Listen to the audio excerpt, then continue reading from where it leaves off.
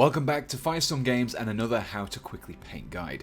This time I'll be showing you how to get your Tau battle suits painted up and onto the gaming table in as fewer steps as possible, and I'll be using all of Games Workshop range paints to do so. The first step in painting is to prime so the later layers of paint properly stick to the surface of the model. Now, as you can see, I've chosen to use a white primer for this task due to the fact that I'll be making use of contrast paints.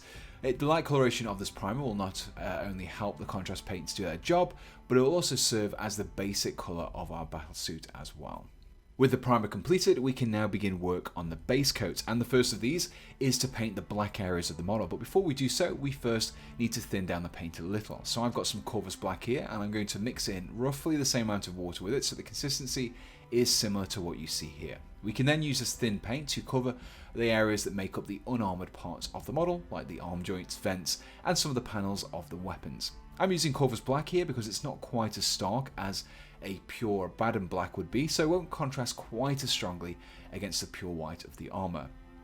Optionally, if you wanted to make another step and boost the detail over these areas, then by using Corvus Black, you'll be able to make use of a non-oil wash here as well, something that you wouldn't have done if you'd used a pure black.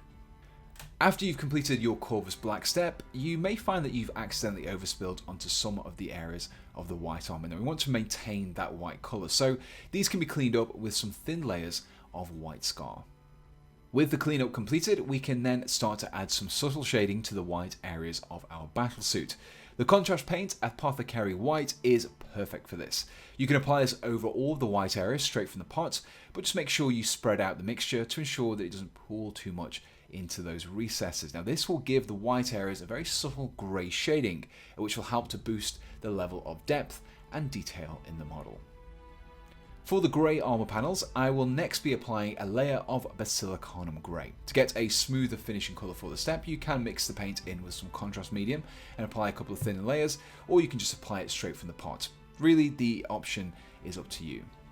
To mark out the red of the unit leader or the antenna, I'll be using some Blood Angel Red over the heads and antennas. Just make sure you don't overspill onto the other areas in the model, and if you've kept the head separate like I have here, this makes the step much easier.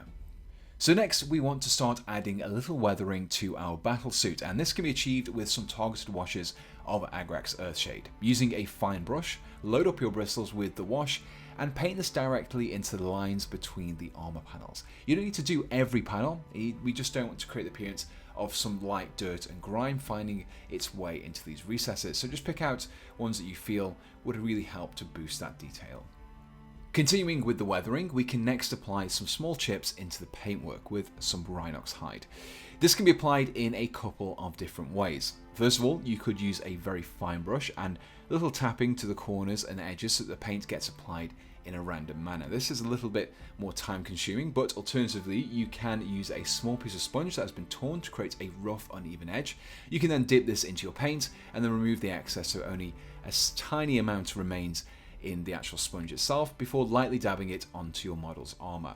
Both have similar results, but really just depends which you prefer and the fact that the sponging method is a little bit quicker. Just make sure that you don't apply too much damage at this stage and only apply them to edges you'd expect the most damage to likely occur. For the various lenses across the model, we'll be using Aethermatic Blue. However, before you do so, make sure that you have retained that base colour of the white on these areas. If they haven't, then simply grab your white scar like you did earlier and apply this first. You can then use this paint for any glowing vents of your fusion blasters as well.